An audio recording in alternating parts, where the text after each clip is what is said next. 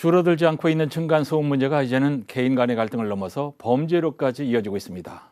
이제 8월부터는 아파트를 짓고 난 뒤에 층간소음 차단이 제대로 되고 있는지 성능을 확인하는 사후 확인제까지 도입이 되는데 글쎄 과연 실효성이 있을지 모르겠습니다. 구현희 기자가 보도합니다.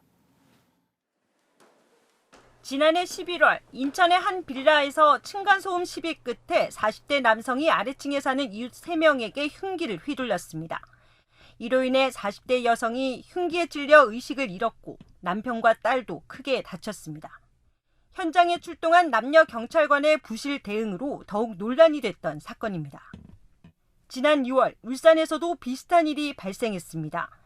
40대 남성이 층간소음을 이유로 윗집을 찾아가 폭행하고 흉기로 위협했습니다. 또 지난 5월에는 층간소음 갈등에 아래층 주민이 코로나19 바이러스를 윗집 자전거에 묻히는 일이 있었습니다.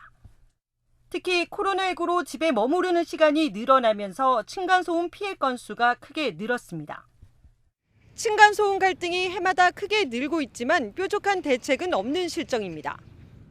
개인 간에 일어나는 층간소음 문제를 형사처벌하기도 쉽지 않다 보니 지자체나 관계기관에 도움을 요청하는 수준입니다. 아파트 자체적으로 해결을 하도록 돼 있고 안 된다면은 환경분쟁조정위원회라든지 그쪽으로 연결하는 게밖에 없고 사실상 강제적으로 저희들이 할 수 있는 거는 없거든요. 층간소음 문제 대책의 하나로 8월부터 시행되는 층간소음 사후 확인제.